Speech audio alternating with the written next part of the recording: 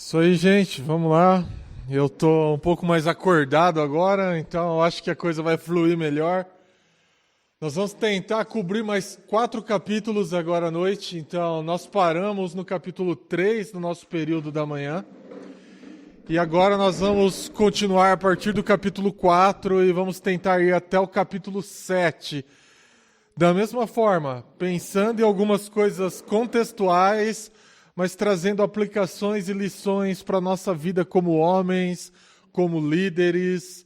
Então lembra o que está acontecendo aqui, rapidamente. Neemias, esse homem de Deus, chora pelo seu povo, tem esse coração inclinado, ousa ser resposta, volta para Jerusalém, sonda tudo o que está acontecendo ali, vê como o seu povo está sofrendo, vê como eles estão passando vergonha, vê como a cidade está caindo, os muros todos caídos. Avalia as brechas a partir daquilo, encoraja os homens que estavam ali a começar essa reconstrução. Então lembra que nós estamos falando disso, reconstrução, construção também. Nós estamos falando de coisas quebradas que precisam ser reestruturadas, então é sobre isso que nós precisamos ter em mente.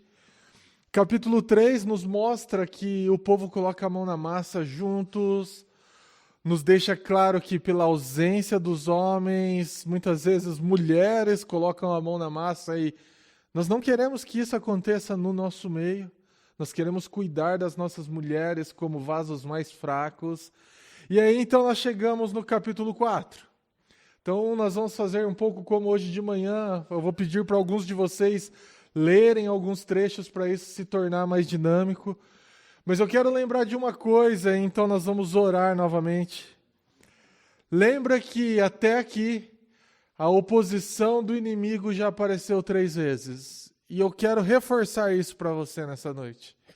Sempre que nos levantamos para reestruturar algo, para mudar algo, para que coisas sejam transformadas na nossa vida, na nossa família, em nossas igrejas, o inimigo também vai se levantar. A oposição vai existir. Então o inimigo se irrita, o inimigo zomba, o inimigo fica furioso e a partir do capítulo 4 nós vamos ver que ele não para. Ele vai continuar querendo parar Neemias e querendo parar esse povo, mas desde já é encorajador saber que nada vai parar. Que esses caras vão continuar, porque eles têm um propósito. E eu oro para que esse seja o nosso coração. Para que o propósito de sairmos daqui transformados, renovados, reestruturados, não permita que nenhuma distração, não permita que nenhuma voz do inimigo, não permita que nada venha nos parar. Então, vamos orar mais uma vez e aí nós vamos começar o capítulo 4, amém? Deus, nós te damos graças por mais essa sessão, nós te damos graças por mais esse tempo que podemos ter juntos, para louvar o teu nome como fizemos e para refletir através da sua palavra, Senhor. Pai, nós te pedimos nessa noite, assim como João Batista um dia te pediu, que o Senhor cresça e nós diminuamos, Deus. Faça a sua boa obra em nós, Pai, que a sua palavra penetre realmente até o mais profundo do nosso ser, traga transformação, traga confrontação, encorajamento, renovo espiritual. Ministra-nos nessa noite, Senhor. Nós cremos no poder do Seu Espírito Santo. Nós cremos que aqui o Senhor se faz presente e que o Senhor quer nos ministrar a partir da Sua palavra. Portanto, uma vez mais eu te peço, Jesus, tira toda qualquer distração que possamos ter, Pai. Pensamentos lá fora, pensamentos em outros locais. Cativa as nossas mentes em Ti, Jesus, para ouvirmos aquilo que o Senhor tem para nós. No nome precioso do Senhor nós oramos. Amém.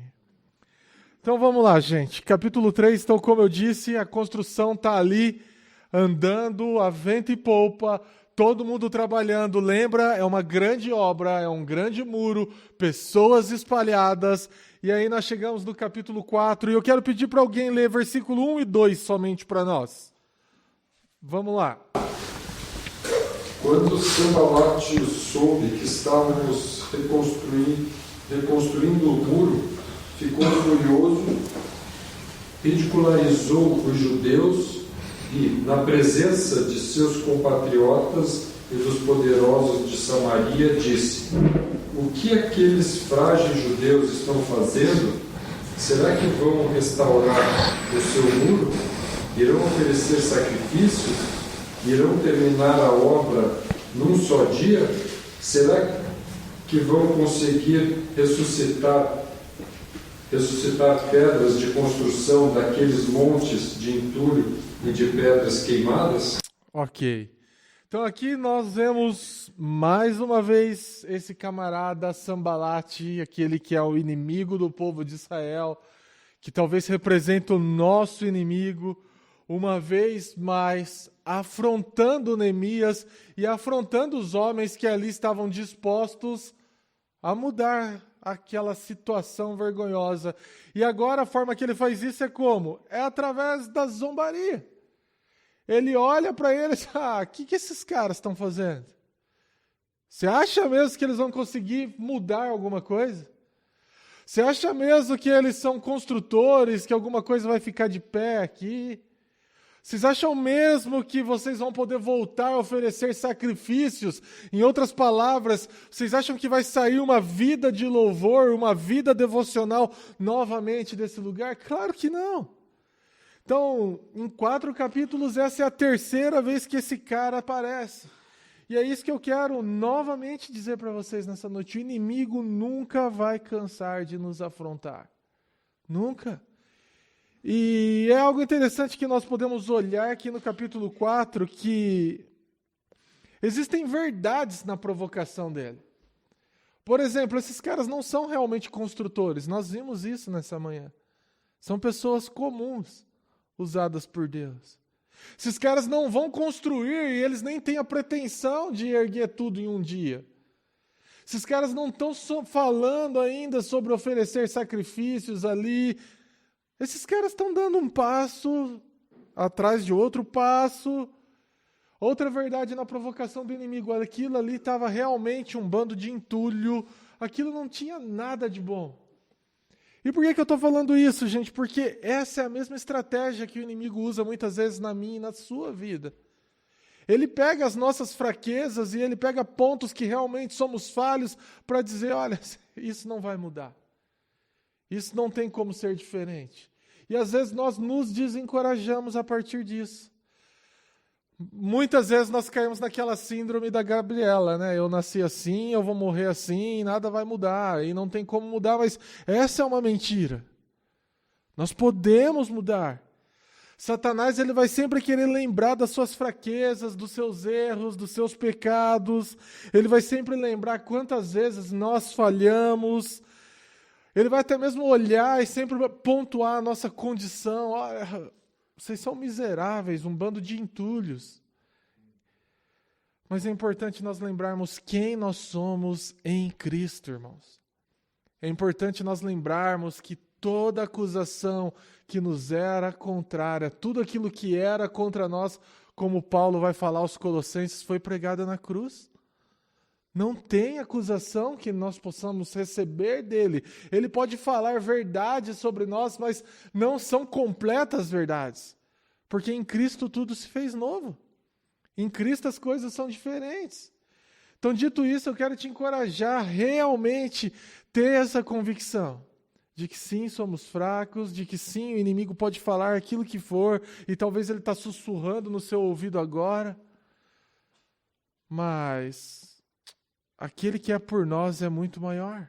Nós estamos em Cristo. Mas não para por aqui, versículo 3, alguém lê para nós. Tobias, que era do país de Amon, estava com ele e disse: que tipo de muralha eles poderão construir? Até mesmo uma raposa poderia derrubá-la. Então aqui parece esse outro inimigo, Tobias, e diz em outras palavras mais ou menos assim, deixa esse povo fazer alguma coisa. Não vai ficar em pé. Pensa, gente, olha a simbologia disso, uma raposa em cima de uma muralha de pedra, é algo insignificante. A ideia do inimigo não adianta eles saírem com todo o vapor. Na primeira oportunidade eles vão desmoronar, eles vão cair. E é talvez isso que nos para muitas vezes. Nós saímos de um encontro como esse aqui, bombando muitas vezes, eu quero ser transformado, eu quero mudar a minha realidade, e aí nós vamos falhar. E se você não tem essa convicção, deixa eu te dizer de antemão, nós vamos falhar. Mas é nesse momento que nós precisamos lembrar que as misericórdias do Senhor renovam a cada manhã. E aí nós vamos continuar. E aí nós vamos olhar e nós vamos retomar e a coisa vai continuar andando. Então, independente daquilo que o inimigo possa dizer, olha, você vai falhar no primeiro ponto. Não é verdade. Talvez essa possa ser uma realidade para ele, mas não é a realidade nossa diante de Cristo. Nós podemos cair, mas a forte mão do Senhor sempre vai nos levantar. Eu falei um pouco sobre isso nessa manhã. E aí então, esses caras começam a acusar Neemias, começam então ofendendo e zombando do povo. E aí o versículo 4 e 5, se alguém puder ler rapidamente para nós. Vamos lá. Ouve-nos, ó Deus, pois estamos sendo desprezados. Fazem cair sobre eles a zombaria e sejam eles levados prisioneiros como despojo para outra terra. Não perdoes os seus pecados, nem apague as suas maldades, pois provocaram a tua ira diante dos conflitos. Ok, então nós falamos nessa manhã que tudo começa com oração. Mas tudo também, todo o processo é vivido através da oração.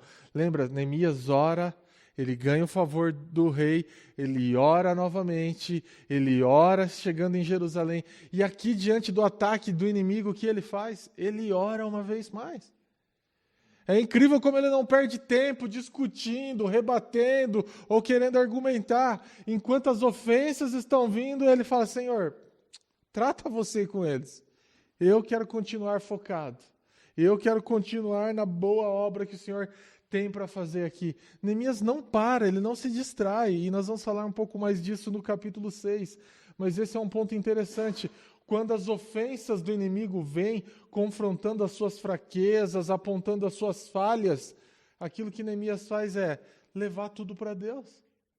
Então talvez é algo que nós precisamos fazer novamente nessa noite. É pegar as nossas fraquezas, é pegar aquilo que talvez o inimigo tem colocado contra nós e colocarmos diante de Deus. O autor de Hebreus nos deixa isso bem claro, que nós podemos correr para o trono de graça, que nós podemos correr para o nosso Rei Jesus, porque Ele se compadece de nós, Ele conhece as nossas fraquezas, Ele conhece as nossas lutas, as nossas dores. A verdade é que muitas vezes nós queremos enfrentar com a nossa força. Eu não vou cair, não, agora eu vou conseguir. Não, leva para Deus. Reconheça, como nós falamos essa manhã, as fraquezas e leve para Deus. Fala assim, olha, é isso que o inimigo tem me acusado, é isso que tem colocado diante de mim, mas eu confio no Senhor. Nós precisamos realmente confiar naquilo que o Paulo fala aos Filipenses, que quem começou a boa obra vai levar até o seu cumprimento. Nós precisamos confiar que Jesus é o que está fazendo a boa obra em nós, é quem está nos impulsionando a sermos diferentes, a sermos homens segundo o seu coração. Portanto, Ele vai levar a término aquilo que Ele começou. Então, Neemias não se distrai, ele não para. Olha o que diz versículo 6. Alguém lê para nós.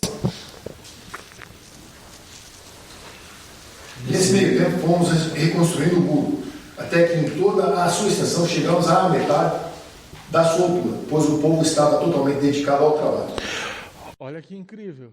Ele não para, o inimigo está acusando, ele ora e ele continua focado, e o resultado disso é, eles já estão na metade do trabalho. A coisa já chegou na metade do caminho, então ele não desanima, ele não se rende, ele não dá ouvidos para essas acusações. E, gente, saiba que os críticos sempre vão querer fazer com que você pare. Mas se você não der ouvidos, a coisa vai fluir. Porém, algo interessante no versículo 6 é observarmos realmente isso. A obra se encontra na metade da sua altura. Nós podemos olhar para isso de forma positiva, uau, já chegaram até metade. Mas chegar até a metade realmente não diz ainda que é uma vitória. Chegar até a metade não diz ainda... Obrigado, meu irmão. Café é vida, gente. Chegar até a metade não significa muita coisa, porque o importante não é o como nós começamos, o importante é o como nós terminamos. Esse é o ponto da vida cristã. Nós devemos olhar para a nossa vida e não se empolgar muito com como começamos. É legal, mas aquilo que de fato interessa na vida cristã é a nossa fidelidade.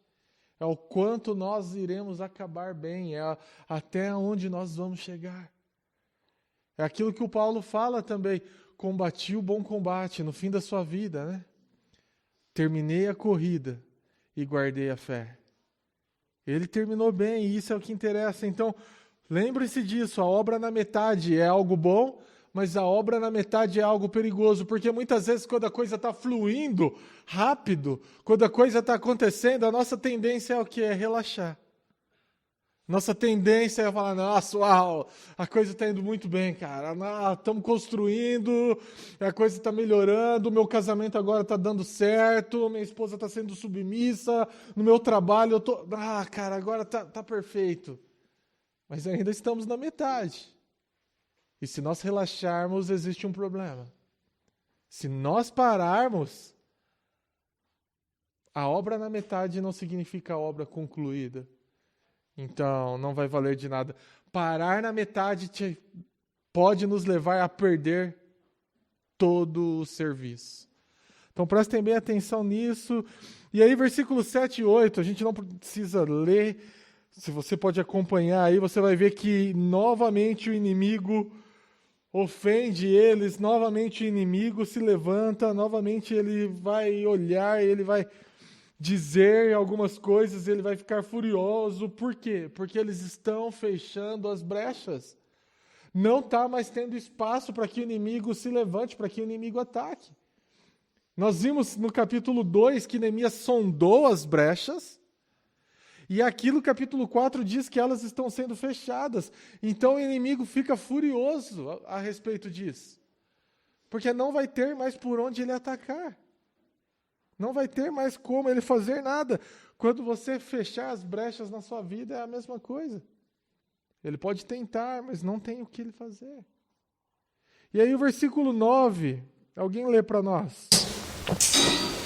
Porém, nós oramos ao nosso Deus e, como proteção, pusemos guardas contra eles de dia e de noite. Isso é bem legal. Neemias ora, assim como foi no capítulo 1, assim como foi no capítulo 2, mas de igual modo, capítulo 4 nos diz que ele ora, mas também dá passos práticos. Ok, Senhor, os inimigos estão nos afrontando, eu entrego eles para Ti, mas eu vou colocar guardas nos lugares que ainda estão falhos. Eu vou tomar providências práticas para aquilo que Ele ainda pode tentar fazer na minha vida, para os lugares onde Ele ainda pode nos atingir. Eu não sei quanto a vocês, mas eu acho isso incrível. É incrível o quanto esse livro é prático, é incrível nós olharmos para isso e pensarmos, uau, existem passos práticos que nós devemos tomar na nossa vida para que nós possamos nos defender, para que brechas sejam fechadas. E dito isso, cada um aqui vai saber, com certeza, qual passo deve ser tomado e qual área da sua vida e de que forma você tem que fechar brechas ainda existentes. Então é isso que Neemias faz. Ele ora e ele faz algo para que aquilo não pare. Ele ora e ele diz, colocamos guardas de dia e de noite. Isso é interessante também, dia e noite, essa referência ao trabalho contínuo, a vigiar realmente todo o tempo. Porque é isso que nós precisamos. Nós não podemos vacilar em momento algum, gente. Nós não podemos vacilar. Nós devemos estar atentos, nós devemos sempre lembrar que um vacilo na metade do caminho pode custar tudo aquilo que vivemos. Cara, você pode ter 10, 20, 30 anos de casado, por exemplo. deixa de investir no seu casamento. Ele vai cair. Você pode ter 30 anos e ser o melhor funcionário na empresa. Para de servir como você deve fazer. Para de ser o funcionário que você deve ser. Você vai ser mandado embora. Você pode ter 20 anos de ministério, 30, 50. Se você deixar sua vida com Cristo, mais cedo ou mais tarde você vai cair. Então é importante passos práticos serem tomados em todo o nosso percurso. Oramos, entregamos, confiamos em Deus, mas também colocamos barreiras naquilo. Ele coloca guardas aonde a coisa ainda está aberta, aonde pode ter risco. Deixa eu abrir um parêntese um pouco maior aqui. Vamos dar um exemplo prático dessa questão. Pornografia. Nós estamos entre homens aqui. E eu acredito firmemente que aqui dentro existem pessoas que sofrem desse problema. Porque na minha igreja também existem homens que sofrem com isso. Mas muitas vezes nós, eu sofro, é uma dificuldade. Cara, ok. E eu falo com os homens, o que você está fazendo a respeito? Coloca o computador na sala, compartilha com alguém, coloca uma senha, faz algo. Tome passos práticos. Você tem problema com alguma outra área. Tudo bem, tome passos práticos. Você tem problema talvez com o homossexualismo. Você tem essa atração por pessoas do mesmo sexo. Que a gente precisa definir bem. Alguém falou isso nessa manhã. Diferente é ser homossexual, assumido, entregue ao pecado e ter tendência homossexual. Isso pode acontecer com muitos cristãos. Serem atraídos por pessoas do mesmo sexo.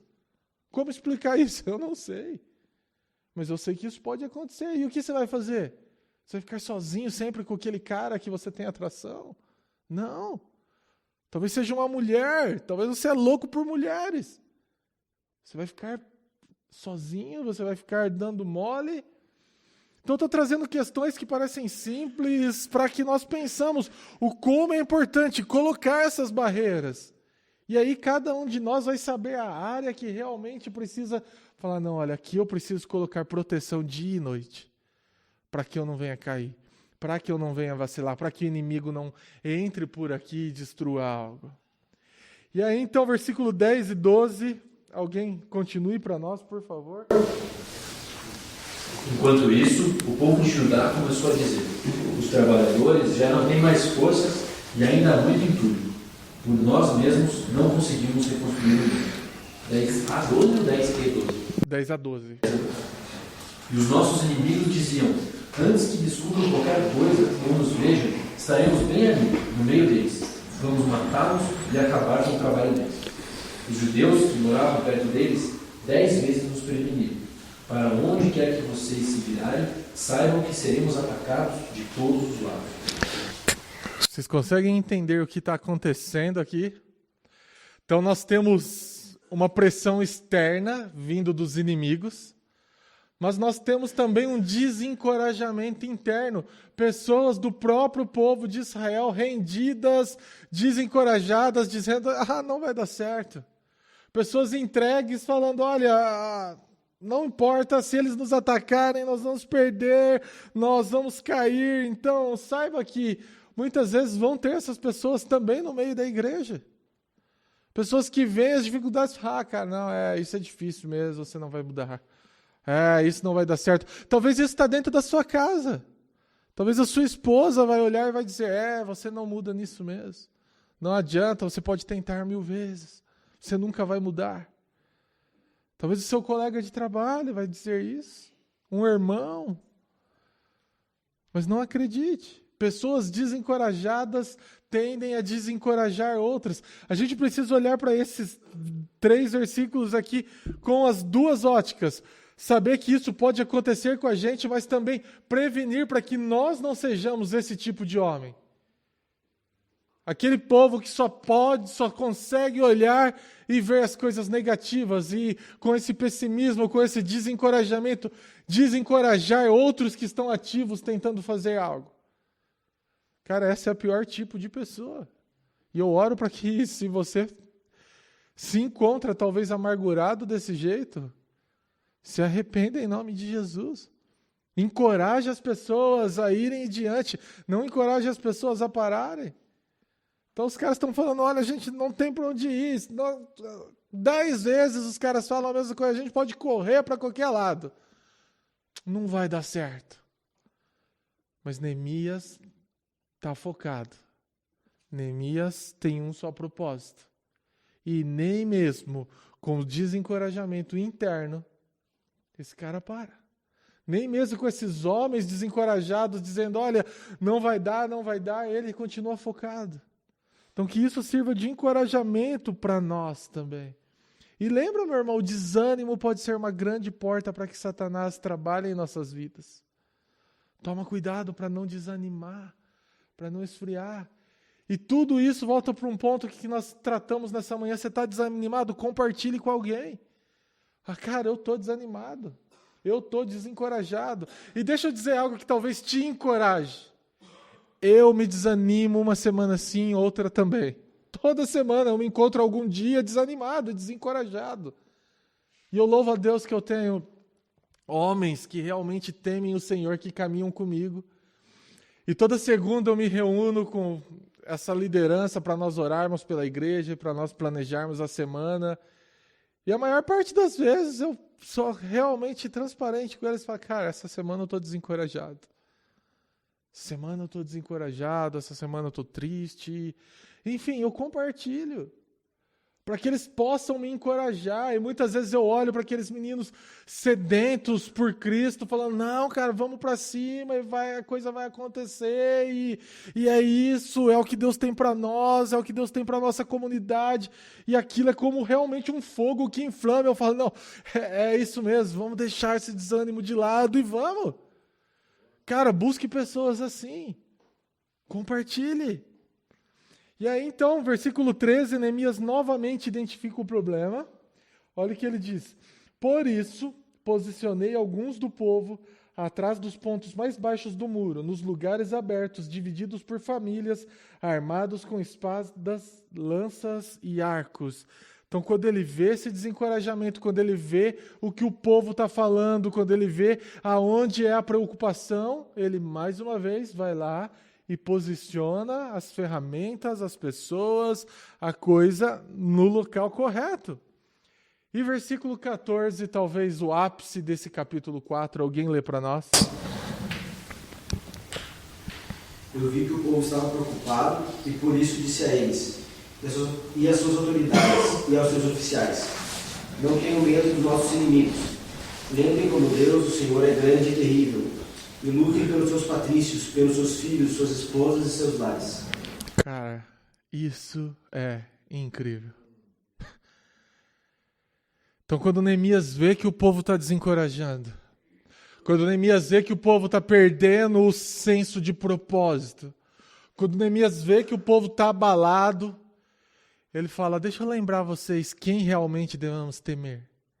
Deixa eu lembrar vocês quem realmente é o grande Deus temível. Não são eles, é o nosso Deus, e Ele está ao nosso favor, Ele não está contra nós.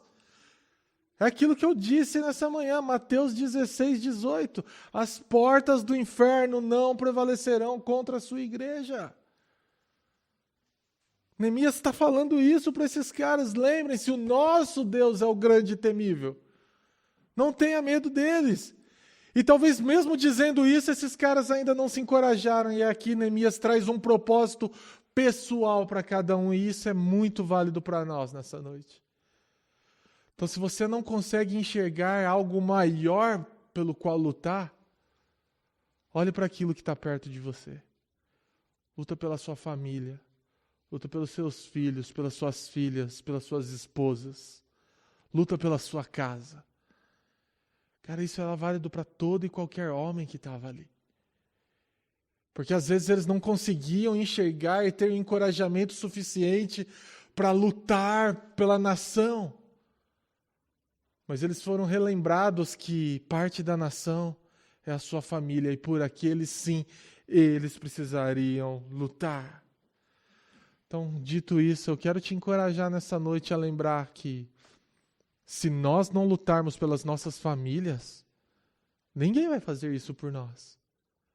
Se você não cuidar da sua esposa, como o Tom um pouco compartilhou nessa tarde, ninguém vai fazer isso por você. Não é o pastor que vai fazer isso para você.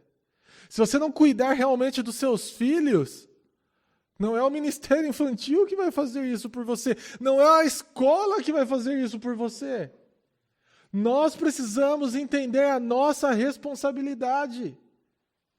Nós precisamos entender que, mesmo que nós não consigamos enxergar um propósito maior, a nossa família é de responsabilidade nossa. Calvary Curitiba não é responsabilidade do Tom e do Lucas, e eles não me pediram para falar isso. Calvary Curitiba é responsabilidade de todos vocês. Cara, é nossa. Todos nós, eu me incluo nisso. Eu quero, de alguma forma, estar presente naquilo que Deus tem para fazer. Então é importante nós pensarmos na nossa responsabilidade próxima. Lute pelas suas esposas, pela sua família, pelos seus filhos, pelas suas filhas.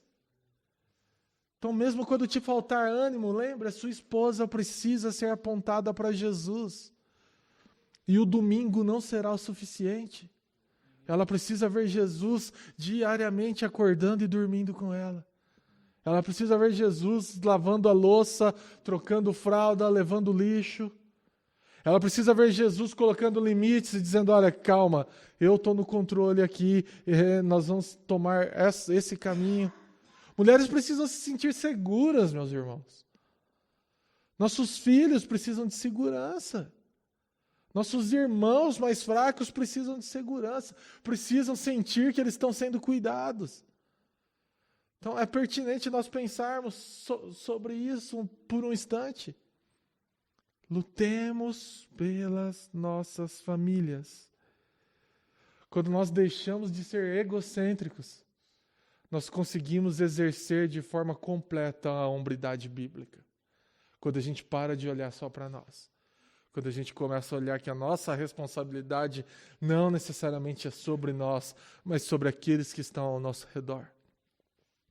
E aí eu consigo ver, e aí eu tenho um senso de propósito, e aí eu vou lutar mesmo quando eu tenha medo. Eu moro em apartamento, deixa eu confessar o meu pecado para vocês. Esses dias, umas 2 semanas atrás, deitamos, eu moro no primeiro andar, e é um lugar tranquilo. E aí, fez um barulho na porta, como se alguém realmente estivesse abrindo a porta da sala de casa. E aí minha esposa acorda e fala, amor, tem alguém mexendo na porta. E eu também tinha ouvido. Eu falei, não tem ninguém não, deixa eu ficar aqui, né? E aí eu pensei, não, realmente deve ter sido o vizinho. E cara, mexeu de novo. Eu falei, caramba, o que eu faço? Eu tô com medo, mas... E ela fala, amor, mexeu de novo, e aí eu não sabia o que dizer, o que fazer, eu precisei levantar e ir. Porque eu precisei cuidar dela, e no fim das contas era só o meu vizinho que bateu a porta dele muito forte e chacoalhou a minha. Mas, mesmo com medo, talvez, mesmo sem querer lutar, mesmo sem querer levantar da minha cama, era responsabilidade minha. A minha esposa precisava daquilo. Então, é um exemplo bobo, e talvez você está dizendo, Calvin, o que isso tem a ver? Isso é algo pequeno em relação àquilo que realmente é o nosso papel. Cuidar das nossas esposas. Amá-las como Cristo amou a igreja. Cuidar das nossas famílias. Apontar os nossos irmãos e irmãs para Jesus. E aí, continuando então, versículo 15 ao 18. Alguém lê para nós, por favor. E sucedeu que ouvimos nossos inimigos, que já o sabiam, e que Deus tinha frustrado o desígnio deles, voltamos todos nós ao mundo, cada um à sua obra. Daquele dia em diante, metade dos servos trabalharam na obra, e a outra metade empunhavam lanças, escudos, arcos, couraças, e os chefes estavam registrados de toda a casa de Judá. Os carregadores que por si mesmos tomavam as cargas, cada um com uma das mãos fazia a obra e com a outra segurava a arma. Os edificadores, cada um trazia sua espada e cinta, e assim edificavam. O que tocava a trombeta estava junto de mim. Então, novamente, entendendo que o inimigo não estava de brincadeira, eles se posicionam. Então, esses caras trabalham com uma mão e se defendem com outra. Olha para essa imagem, realmente é aquilo que é o nosso papel. Trabalhar e proteger as nossas famílias. Cuidar delas, prover para elas. É o que esses caras estão fazendo. Eles estão trabalhando, ou seja, de alguma forma aquilo é a provisão, aquilo é o que eles precisam fazer, mas eles também estão protegendo. Isso começa na nossa casa e isso vai tomando uma amplitude maior, até falando da igreja. Cuide dos nossos irmãos. Paulo, quando ele trabalha a ideia aos coríntios, ele fala isso. Olha, os mais fortes cuidam dos mais fracos. Cada um tem responsabilidade sobre os outros. Então é interessante Neemias fazer isso. E aí, versículo 19 e 20. E eu disse ao povo e aos seus oficiais e às suas autoridades: o trabalho é muito espalhado e por isso nós ficamos muito longe uns dos outros nas muralhas. Se vocês ouvirem tocando barco, não se volta de mim, o nosso Deus lutará por nós. Lembra que eu falei nessa manhã que se nós não pedirmos ajuda, não seremos ajudados? Aqui Neemias deixa claro novamente. A obra é grande e extensa e estamos espalhados. Mas se nós tocarmos a trombeta, outros vão ouvir. E juntos, Deus vai nos guiar. Deus vai lutar por nós. Isso é muito importante, gente. É importante reconhecermos que nos momentos de dificuldade nós precisamos pedir socorro, pedir ajuda. Nós precisamos gritar realmente, nós precisamos tocar a trombeta e nós precisamos também ouvir a trombeta quando o meu irmão está tocando. Então leve isso como um conceito bem prático para você. Leve isso como algo que realmente traz toda a diferença. É inútil você pensar, será que ninguém está vendo? Não, ninguém está vendo. Muitas vezes ninguém está vendo, porque a obra é extensa, todos têm as suas lutas, todos têm as suas dificuldades. Nós estamos separados. Talvez Curitiba ainda maior que Londrina. Vocês vão se ver, não sei, 1, 2 vezes na semana. Talvez só aos domingos. Talvez num pequeno grupo. Toca a trombeta. Chame uns aos outros. Compartilhe. Então Neemias tinha essa convicção e ele tinha esse homem com a trombeta com ele e ele deixa claro, olha, quando escutarem, vamos nos fortalecer. E esse é o ponto válido para nós nessa noite. Talvez é o que nós podemos fazer depois nos pequenos grupos, tocar a trombeta e nos fortalecer. E pedir, Senhor, lute por nós. É o que Neemias deixa claro, e o nosso Deus vai lutar por nós. Mas nós precisamos tocar, nós precisamos ouvir, nós precisamos nos juntar e clamar realmente. E aí, versículo 21 ao 23, para nós encerrarmos esse capítulo, e aí eu vou falar um pouco sobre o capítulo 5 e 6 rapidinho. Dessa maneira conseguimos o trabalho, com metade dos homens empunhando espadas desde o raiar da alvorada até o cair da tarde. Naquela ocasião eu também disse ao povo: cada um de vocês e o seu ajudante devem ficar à noite em Jerusalém, para que possam servir de guarda à noite e trabalhar durante o dia. Eu e os meus irmãos e os meus homens de confiança e os guardas que estavam comigo nem tirávamos a roupa, e cada um permanecia de arma na mão. Cara, olha isso. Liderar é exemplo, meus irmãos. E Neemias é um grande exemplo de líder. Eles sabem que eles não podem vacilar, eles não podem parar de trabalhar e eles não podem deixar de vigiar. Eles fazem uma escala, eles trabalham de forma que alguns vigiam, outros trabalham, mas a ideia de que eles estão ali do nascer do sol ao cair da tarde, de que eles nem tiram a roupa para dormir, é esse sentimento mesmo de urgência. É esse sentimento de que, olha, nós não podemos parar. Reconstruir não é fácil, envolve trabalho. As coisas não vão mudar com um passe de mágica. Não pense que você simplesmente pode acontecer, pode. orar e as coisas mudarem. Cara, glória a Deus se isso acontecer. Mas na maior parte das vezes não vai ser assim. Vai ter um processo, vão ter lutas, vai exigir trabalho. E vale a pena. E você não vai poder parar, e você não vai poder vacilar, e você não vai poder descansar. Mas vai valer a pena. Então saiba disso. E esse é o capítulo 4. Então nós entramos no capítulo 5. E o capítulo 5 existe algo interessante. Nós não vamos ler o capítulo todo, mas depois você pode lê-lo. Talvez amanhã, no seu tempo devocional, você pode refletir mais um pouco sobre esse passo. Capítulo 5, nós não vemos menção de trabalho nos muros de Jerusalém. Então, até o capítulo 4, a coisa está fluindo. Capítulo 5, não temos menção de trabalho. Por quê? Porque existe um grande problema. Divisão em meio ao povo. Os caras pararam de trabalhar. Por quê? Porque eles começaram a brigar entre si. Eles começaram a tirar proveito uns dos outros. Eles começaram a ter problemas internos. E aquilo quase os parou. Aliás, isso os parou. Então notem como nenhuma afronta do inimigo os para até aqui. Mas problemas internos os fazem parar. Isso muitas vezes acontece nas igrejas. O problema não vem de fora, mas a discussão, as panelinhas, as coisas, um irmão querendo tirar proveito do outro, como está acontecendo aqui, faz com que a coisa não vá para frente. Isso às vezes acontece nas nossas casas.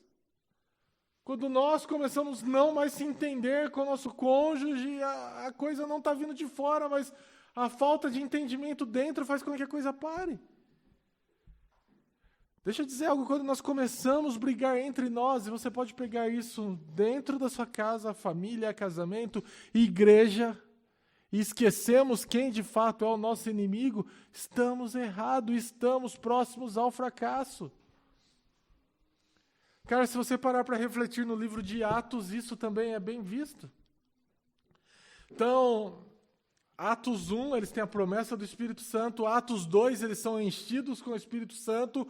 Eles saem. Atos 3, a igreja começa a crescer, multiplicar de forma espantosa. Atos 4, a coisa está indo, nada está parando. Os caras são presos, os caras são chacoalhados. Para de falar em nome de Jesus. Eles não param, mas em Atos 5, a coisa quase para. Por quê?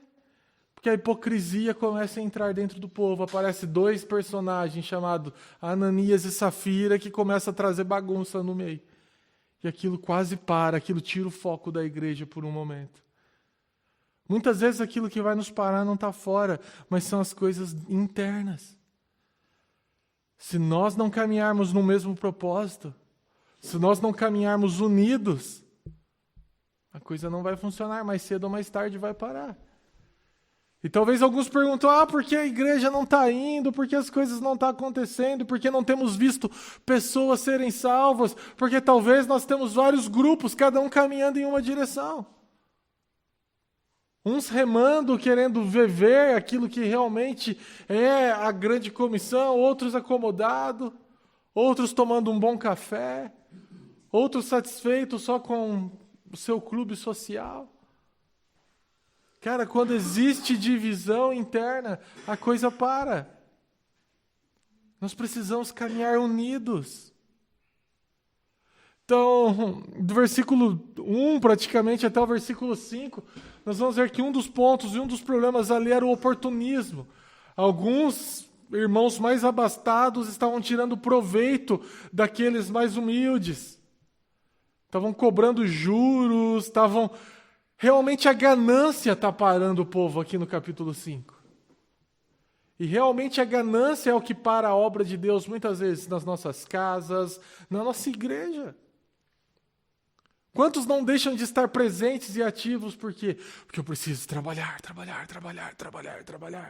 Não pela provisão, mas pelo enriquecimento. E eu não estou dizendo que você não possa trabalhar e não deva. O Tom falou hoje, você precisa trabalhar. Mas toma cuidado para que o trabalho não vire o seu Deus. para que o dinheiro não seja o seu foco maior. Porque se assim for, a coisa vai desandar. Você vai caminhar em propósitos diferentes. Então, o financeiro afetou diretamente a obra que está acontecendo aqui em Jerusalém. Os caras querendo ganhar sempre mais. Eu converso com alguns irmãos muitas vezes. E eu sou muito prático quanto a isso. Cara, muitas vezes essa é uma linha tão sutil que nós nem sequer percebemos e quando vemos nós já estamos servindo ao dinheiro. Nós nos auto-enganamos. Ah, não, mas é só por um tempo. Ah, mas não, é só porque eu preciso daquilo. Ah, não, a coisa daqui a pouco vai mudar. E muitas vezes nós queremos mais, e a ganância toma conta. Então, o financeiro está sendo um grande problema, a ganância está sendo um grande problema. Eu oro para que isso não seja um problema. Muitos lares são destruídos por quê? Porque seu filho, sua filha, sua esposa não precisa do dinheiro, precisa de um marido presente, de um pai presente. Precisa que você esteja ali. Não adianta nós conquistarmos um bom apartamento, um bom carro e perdemos a nossa família. Perdemos a comunhão. Não adianta, meus irmãos. Não adianta eu me afastar da comunhão e não estar presente porque, pelo meu trabalho. Cara, eu posso ser, e talvez você diga, Calvin, você é legalista nesse sentido, mas eu acredito que um trabalho que te afaste da comunhão dos santos não é um trabalho que Deus te deu. E eu falo isso para os homens da minha igreja todo o tempo. Esses dias, um irmão, 2, 3 semanas atrás, ele falou, Calvin, eu fiz entrevista numa empresa que tem lá em Londrina, alguns conhecem a Cacique, é uma grande empresa de café. E aí exato, de café solúvel, e aí ele falou, cara, nossa, vou ter um bom salário, vai ser quase o dobro, vai dar para mim casar, as coisas vão caminhar. Eu falei, cara, que legal, Léo, e como é? E aí ele disse, não, é um turno, eu não lembro os detalhes, mas era um turno louco, e aí eu só pensei, ok, você não vai estar mais presente aos domingos, você não vai estar mais presente na reunião dos homens, você não vai ter mais tempo para nada. Você acredita que realmente é uma porta que Deus está te abrindo? Você acredita realmente que Deus te pega e te dá algo tirando você da comunhão dos santos? Eu não creio nisso. E aí ele refletiu sobre isso, ele falou, cara, é verdade. E aí ele falou, bom, se eles me ligarem, eu vou falar não. E isso foi incrível, esse coração dele ensinável em entender que aquilo realmente poderia ser uma pedra de tropeço. Talvez você pense, não, mas é só por algum tempo, eu posso conseguir, aí eu levanto uma grana, eu saio fora. Leia o livro de Ruth. Começa do capítulo 1, do início, do versículo 1, e veja o homem chamado Elimeleque, que sai de Judá por um período e vai para Moabe, só porque as coisas em Judá estavam difíceis. E olha qual foi o fim dele. E o texto no versículo 1 deixa muito claro, ele vai por um tempo. Cara, esse um tempo pode ser a vida toda. Então toma cuidado com a ganância, irmãos. Cara, dinheiro é algo que pega para nós. Eu não sei para você, mas isso é algo para mim. Eu preciso constantemente guardar meu coração e pensar, não, eu tenho um tempo livre, deixa eu correr um pouco mais e resolver algumas coisas e levantar uma grana. Aí às vezes eu paro e falo, não, deixa eu pensar realmente para que isso não vire o meu foco primário. Então é o que está acontecendo no capítulo 5. E uma outra coisa em meio a isso é que está tendo muito negócio no meio deles. Então está tendo, empresta dinheiro de um, pega de outro. Se você ler o capítulo 5, depois você vai entender isso. Cara, deixa eu te dizer uma outra coisa. Tomem cuidado, isso não é um princípio absoluto, mas essa é uma questão muito prática. Negócios no meio do povo de Deus muitas vezes não dão certo. Cara, eu já vi igrejas rachando por conta de negócios mal feitos entre irmãos. Não, é meu irmão, aí eu pego dinheiro emprestado, aí não paga, aí faz isso, aí compra. Cara, vira uma bagunça. Toma cuidado para não confundir as coisas. Toma cuidado com isso. Nós devemos entender que isso pode ser uma pedra de tropeço. Eu encorajo os homens da minha igreja a falar, não fiquem de muito negócio entre vocês e não venham falar comigo. Eu não quero saber dos negócios de vocês. Não, porque muitas vezes isso acontece. O irmão que comprou o carro do outro e aí deu rolo. O pastor, o pastor nada. Você não veio perguntar para mim antes, então agora se resolvam. É algo de vocês. Eu aconselhei, olha, toma cuidado, faz as coisas certas. Então, um pouco disso é o que acontece no capítulo 5. Ganância, negócios mal feitos, esse dinheiro, poder, esse desejo pelo dinheiro. E alguém lê então o versículo 6 para nós. Quando ouvi a reclamação e essas acusações, fiquei furioso. Quando ouvi a reclamação e essas acusações, fiquei furioso. Quando isso chega ao conhecimento de Neemias, esse cara realmente se ira. Por quê? Porque eles estão resistindo à pressão externa e as divisões, os problemas internos agora param a obra. E aí do versículo 7 ao 11, Neemias confronta esse povo. Ele fala, o que vocês estão fazendo? Vocês estão cobrando juros uns dos outros, vocês estão negociando no meio de uma situação totalmente inapropriada. Parem com isso. Vocês não podem fazer isso. Nós estamos nos esforçando para unir, para construir, para que as coisas vão para frente e a sua ganância está levando as coisas para trás. Tome cuidado. E talvez esse seja o confronto do Espírito Santo para você nessa noite. Toma cuidado para que a sua ganância não destrua a sua família, não destrua a sua comunhão com os santos, não te afaste para longe de Jesus. E aí, ao confrontar, esses caras realmente se arrependem. E aí eles falam, ok, Neemias, nós vamos mudar. Eles têm corações ensináveis. Cara, isso é incrível. Coração ensinável, disposto a receber a repreensão, é uma virtude grandiosa. E é o que eles fazem. E aí, a partir do versículo 14 até o 16, Neemias pega e ele diz, olha, gente, eu tinha direito de ter alguns benefícios como líder de vocês, e eu não estou usando disso. Não façam isso também. Eu teria direito de pesar sobre vocês estão sendo gananciosos. Não, vamos deixar isso. É aquilo que Paulo também faz quando ele escreve aos Coríntios, capítulo 9, o apóstolo Paulo falando sobre a liberdade cristã, e aí ele traz como exemplo o direito do sustento pastoral. O que ele diz? Eu abri mão disso para que eu não fosse uma pedra de tropeço.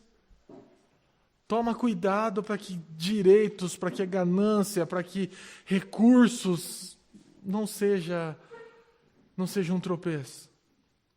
E quando eu olho para Neemias, dos versículos 14 ao 16, eu vejo mais uma vez como liderar é exemplo, meus irmãos. Ele dá o exemplo a esses caras. Ele dá o tom e ele mostra como a coisa tem que funcionar. Então que isso seja válido para nós também.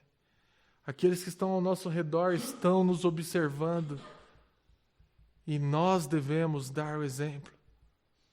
Nós devemos sempre perguntar se as nossas atitudes estão glorificando Jesus. E aí, então, problema resolvido, a obra recomeça e nós chegamos no capítulo 6. Capítulo 6 fala sobre distrações. E talvez o capítulo 6 de todo o livro de Neemias é o que mais arde no meu coração para compartilhar com vocês, gente. A minha ideia inicial era trabalhar realmente o capítulo 6, falar sobre distrações, mas então aprove Deus que nós fizéssemos todo esse panorama. Alguém lê do verso 1 ao 4 para nós, por favor. Tendo ouvido Sambalat, Tobias, Gesem, o arábio, e o resto dos nossos inimigos, que eu tinha edificado muro, que nele já não havia brecha nenhuma, ainda que até este tempo não tinha posto as portas dos portais, Sambalat e Gesem mandaram dizer-lhe, vem, encontremos-nos nas aldeias, no vale de Ono. Porém, intentavam fazer-me mal. Enviei-lhes mensageiros a dizer: estou fazendo grande obra, de modo que não poderei descer. Por que cessaria a obra enquanto eu a deixasse e fosse ter convosco? 4 vezes me enviaram o mesmo pedido. Eu, porém, lhes dei sempre a mesma resposta. Amém. Gente, nossos inimigos aqui novamente, Sanbalat e Tobias, dessa vez com uma outra estratégia, mas que traz também grandes e preciosas lições para nós como homens.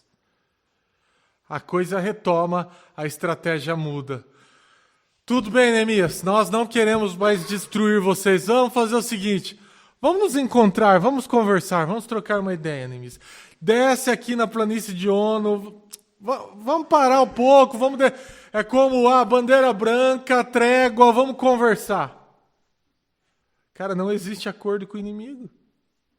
Nós temos algumas lições nesses 4 primeiros versículos que eu quero compartilhar com vocês. E se você está tomando nota, a primeira delas seria: cuidado com os convites. Cuidado com as distrações. Neemias tinha trabalhado duro até aqui. Quando para no capítulo 5, nós vemos esse cara ficar realmente furioso. E agora o inimigo está pedindo o quê para ele? Para um pouco, vamos nos encontrar. Ele não permite que isso aconteça. Então, em outras palavras, aquilo que o inimigo está dizendo é: olha, deixa esse lance de reconstrução de lado um pouco e vamos ter um relacionamento. Vamos conversar, vamos acertar as coisas entre nós. Deixa a vontade de Deus, deixa o seu propósito bem claro de lado para vir falar comigo. Esse é um convite que inconscientemente acontece com todos nós. Toma cuidado com os convites, meus irmãos. Todos aqui estamos em uma grande obra. Reconstruindo ou construindo família, criando filhos, cuidando das nossas esposas, servindo em alguma área em nossa igreja. E eu espero realmente que todos aqui estejam engajados em algo. Nós temos uma grande obra. Para que parar? Para ir trocar ideia com o inimigo? Aquele que você sabe que é o inimigo? Para que deixar o nosso foco primário de lado e olhar para coisas secundárias? E isso pode nos custar a obra inteira. Deixa eu te dar 2 exemplos bem conhecidos de distração que custou caro. A vida de Davi. O livro de Samuel, diz que ele deveria sair em guerra no verão. Tempo em que todo o exército deveria guerrear. O que Davi faz? Resolve ficar no palácio. Não, eu não vou. Vão vocês. Ele tinha líderes incríveis. Então, ele envia Joabe, todos os outros. E estando no palácio, à toa, distraído, o que ele olha? Da sacada, Betseba. Estou aqui sem fazer nada, ela também, eu tenho poder, o povo está lá resolvendo os meus problemas, deixa eu fazer alguma coisa aqui. Distração derrubou esse camarada. Agora deixa eu te dar um exemplo mais próximo. O Pedro, quando ele é convidado a andar sobre as águas, o que o faz afundar? Tirar os olhos de Jesus. Se distrair, olhar para as ondas, olhar para as circunstâncias, olhar para o vento forte. Neemias sabe que esse convite aqui, embora sem pretensão, era algo nocivo e nós precisamos estar atentos. Vocês não podem ser ingênuos, nós não podemos ser ingênuos em pensar que alguns convites não vão fazer mal, vão sim. Toma cuidado e de modo algum eu quero trazer algo legalista. Mas toma cuidado com convites que podem nos fazer parar ou perder o foco.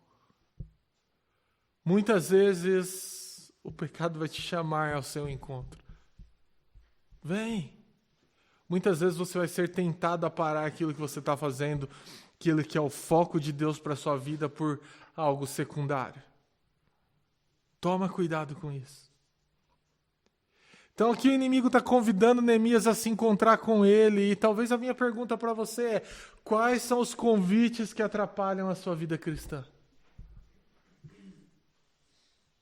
Quais são as propostas que atrapalham a sua vida cristã?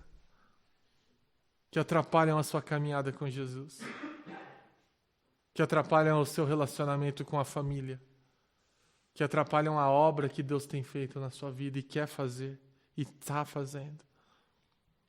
E ainda falando desses 4 primeiros versículos, algo interessante que nós não podemos deixar passar de forma alguma é ver para onde esse convite é feito.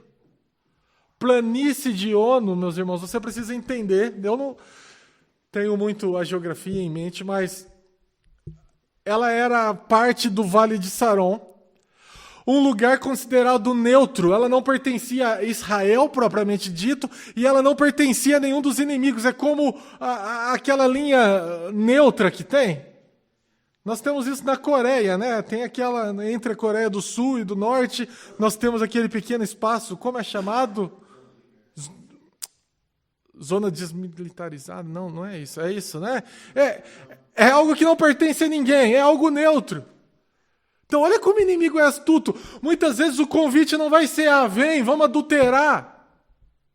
Isso talvez faça que você corra, mas muitas vezes o convite será: olha, fica tranquilo, vem, vamos ficar neutro. Aqui é um lugar neutro. Vamos se encontrar aqui. Mas isso pode te trazer grandes danos.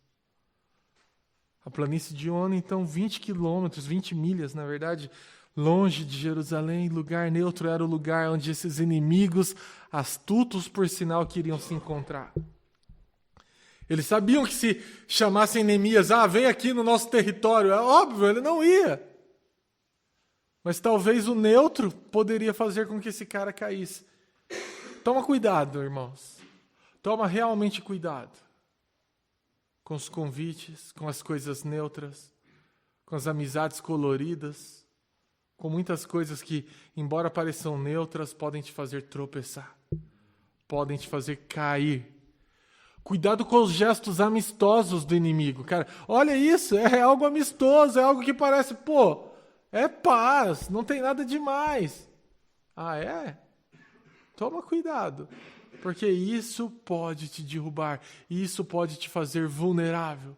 O neutro para nós é desvantagem. O que Jesus fala sobre o morno? Eu vou vomitar você da minha boca. Cara, não tem como. Não, eu estou tranquilo, eu estou neutro, eu não estou nem tão firme, mas não, eu também não estou desviado, eu também não estou afastado. O neutro é só questão de tempo para o fracasso.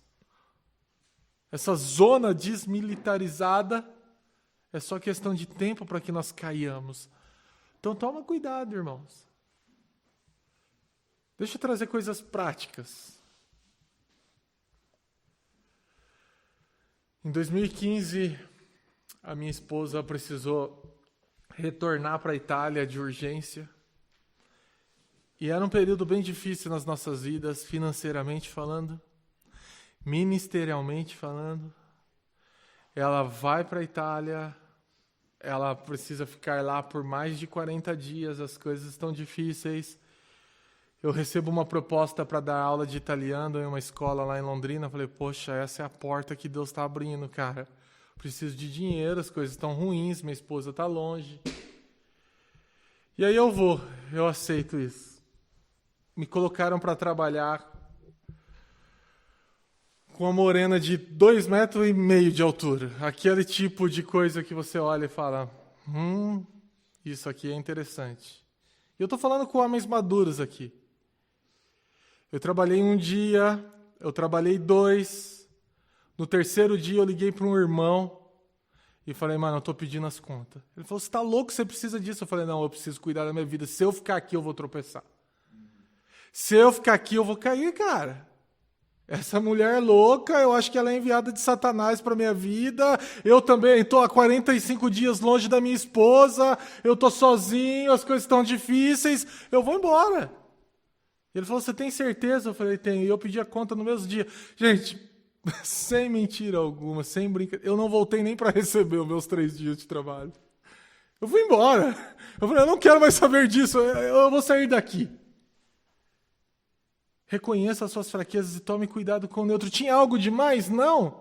Em momento algum ela se jogou sobre mim, mas era uma fragilidade, era uma área em que poderia ser um tropeço. Eram gestos amistosos, como dos inimigos aqui, que poderiam me levar a tropeçar. Toma cuidado, meus irmãos. Toma cuidado. Uma pausa no final da obra poderia custar a obra inteira. Esse é um outro ponto que nós precisamos entender. Nunca pense, não, nossa, minha vida está bem demais. Aquele que está em pé, vigie para que não caia. Nunca pense, não, está tudo resolvido, está tudo certo. Não, toma cuidado. Agora, um outro ponto ainda nesses primeiros versículos. Neemias tem discernimento da maldade, gente, isso é incrível. Os caras fazem o convite e Neemias fala, eu tenho um grande propósito, para que eu vou parar? Para que eu vou me encontrar com vocês? Essa é a pergunta que deveríamos fazer diariamente. Por que realmente eu vou aceitar esse tipo de convite, essa conduta, frequentar esse lugar, sair com aquelas pessoas? Por que eu vou ceder nessa área? Eu não posso. Isso pode ser ruim. Então Neemias tem esse discernimento. Ele não deixa que esse tapinha nas costas o leve ao buraco. Satanás vai sempre usar de tudo para nos comprometer. E quando Neemias discerne a maldade, e essa talvez é uma questão para nós orarmos nessa noite, por discernimento, pediu para que o Espírito Santo abra os nossos olhos para entender quais são as fraquezas e os convites que podem estar nos levando a parar a grande obra que Deus tem para nós. Neemias, a partir do discernimento, resiste. Versículo 4 diz, por bem 4 vezes eles enviaram a mesma mensagem e todas as vezes eu dei a mesma resposta. Às vezes nós cedemos. Está me convidando há tanto tempo, vai, deixa eu ir lá. Deixa eu fazer isso, vai, não tem nada demais. Talvez eles vão achar algo ruim de mim se eu não for. Eles estão insistindo tanto. Não ligue para isso, resista. Neemias tem consciência do seu compromisso, do seu chamado, e ele, portanto, resiste. E como bem o apóstolo Tiago vai nos dizer, resista ao diabo e ele fugirá de nós. Mas por que Neemias resiste? Porque ele compreende o valor da obra de Deus em sua vida, ele compreende aquilo que está em jogo. E essa é a questão para nós. Você compreende o valor da obra de Deus na sua vida? Você compreende realmente qual é o seu propósito como homem? Você compreende que uma aliança, um compromisso com o pecado pode levar você à ruína? Pode custar seu casamento? Pode custar a sua vida com seus filhos? Pode custar o seu trabalho? Pode custar o seu ministério? Como você tem respondido, meu irmão, aos convites que não vêm de Deus? Como você tem lidado com isso? É algo que eu quero que nós pensamos nessa noite. E aí eu queria fazer o capítulo 7, mas nós não vamos ter tempo, só concluindo o capítulo 6. Neemias nega, então. E aí o inimigo começa, então, a contar mentiras a respeito de Neemias. Versículos 5 e 6, ele vai dizer, então eu vou mandar os homens falar coisas ruins a seu respeito. Nós vamos falar que você está querendo tomar o lugar do rei. Nós vamos falar coisas que não são verdade. Mentiras. O inimigo sempre vai jogar com mentiras. Nós seremos atacados com mentiras. Não ligue para isso. E é interessante que a mentira deles... Leia alguém para nós, versículos 5 e 6. Por favor. Então Sambalate me enviou pela 5ª vez o seu moço, a qual trazia na mão uma carta aberta, do teor seguinte: entre as gentes se ouviu A Gesem diz que tu és os judeus e os judeus intentais. Revoltai-vos, por isso reedificai o muro, e segundo se diz, quereis ser o rei deles. Esses homens olham, então eles não têm mais como parar Neemias, agora eles começam como? Com mentiras, com ataques mentirosos. Eu entendi então, Neemias, eu vou contar para o rei que você veio e você está querendo ser rei aqui, você não quer só reconstruir a cidade. O inimigo é astuto, o inimigo é sujo. Mas mesmo diante das mentiras, Neemias não dá ouvido. E é interessante que ao mentir ele diz, olha, dizem entre as nações, o povo está falando por aí. Neemias não está nem aí para aquilo que o povo está falando por aí. Ele continua. Então não se deixa levar por aquilo que o povo está dizendo. Não se preocupe com aquilo que dizem a seu respeito. Se preocupe com aquilo que Jesus sabe sobre você. Não, mas o que vão pensar? Gente, que se exploda o que vão pensar. Então, versículo 7, versículo 8, nós vemos ameaças, calúnias, a coisa pegando. Versículo 9, nós vemos que Neemias entende que o plano do inimigo era intimidá-lo. E dos versículos 10 em diante, ele tenta de uma outra forma fazer com que Neemias se esconda dentro da própria religiosidade, que Neemias se feche, e nada disso para Neemias. Nada disso para a boa obra. E aí, notem comigo, alguém lê então para nós, versículos 15 e 16. O muro ficou pronto no 25º dia 1, em 52 dias. Quando todos os nossos inimigos souberam disso, todas as nações vizinhas ficaram atemorizadas e com o orgulho ferido, pois perceberam que essa obra havia sido executada com a ajuda do nosso Deus. Eles não pararam, eles perseveraram, eles resistiram, a coisa concluiu-se. Agora existem algumas lições interessantes aqui, nós vamos encerrar com elas. Isso é um verdadeiro milagre, meus irmãos. Por quanto tempo Neemias ora antes de fazer qualquer coisa? Nós vimos isso no capítulo 1. Por 4 meses. E em quanto tempo a obra fica pronta? 52 dias, menos de 2 meses. Cara, muitas vezes a oração vai nos levar a termos conclusões muito maiores do que simplesmente trabalharmos. Ore. Ele ora muito mais do que ele trabalha, isso é incrível. Se isso serve de encorajamento para você nessa noite, ore muito mais do que trabalhe, descanse em Deus de certa forma. Sim, nós precisamos dar passos práticos, nós vemos Neemias fazendo isso, mas a perseverança em oração foi muito maior do que o tempo de conclusão da obra. Cara, a coisa completou através do posicionamento de homens que não se dobraram, que não se amoldaram à cultura, que não permitiram que as circunstâncias externas parassem, que lutaram pelas suas famílias, que lutaram pelos seus filhos, que não negociaram valores. A coisa se concluiu. Deus pode fazer grandes coisas através de homens de fé, como vocês. Então nós podemos orar e Deus pode fazer grandes coisas. A batalha espiritual talvez foi bem maior que a resistência humana. 4 meses perseverando em oração talvez tenha sido mais difícil do que ter ficado ali 52 dias trabalhando e resistindo aos ataques do inimigo. Agora a cidade está pronta. E a consequência disso é os povos, todas as nações vizinhas olham para aquilo e percebem que Deus é quem fez tudo acontecer. Em outras palavras, Deus é glorificado. Deus é visto a partir da postura e da obra que esses homens realizaram. E é isso que Deus quer fazer na minha e na sua vida.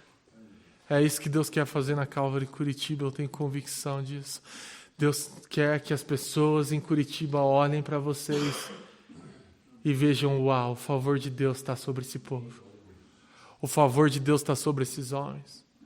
Pessoas no seu trabalho vão te olhar e vão dizer, uau, cara, realmente esses caras caminham com a ajuda de Deus. Realmente o casamento deles está em pé porque eles temem a Deus. Realmente eles conseguem criar filhos e manter esposas submissas porque eles ouvem a palavra e a praticam. É isso que aconteceu. Porque Neemias não desistiu. O povo trabalhou e o resultado foi em toda a vizinhança. A coisa concluiu. Capítulo 7 vai falar sobre o propósito real. Agora está tudo pronto. Reconstrução foi feita, mas a coisa tem que funcionar. Nós não vamos falar isso, eu acho que eu já até extrapolei do nosso tempo. Mas saiba disso então, meus irmãos. Não se distraia. Não pare por nada. Não deixe que convites te enganem. Lute pela sua família. Lute pela sua igreja. Enquanto Calvary Curitiba não for verdadeiramente a sua igreja, não a igreja que você frequenta, nada vai mudar. Enquanto você não tiver senso de pertencimento, é a minha igreja e eu vou lutar por ela. Enquanto for a igreja do pastor Tom, nada vai mudar. Enquanto a sua família não for o seu propósito maior, as coisas não vão mudar. Então, capítulo 4 nos mostra como lutar dessa forma, nos mostra como não lutarmos sozinhos. Capítulo 5 nos traz o aviso e o cuidado contra a ganância, que é uma área que nos pega realmente como homens, contra a avareza, contra as brigas e discussões internas. E o capítulo 6 nos mostra que realmente precisamos caminhar focados. Então eu encerro te perguntando e peço para que você reflita sobre isso. Como está seu foco nessa noite? E quais têm sido as suas maiores distrações? Talvez o pequeno grupo é um lugar para nós compartilharmos e orarmos para isso. Amém? A gente pode ficar de pé e orar?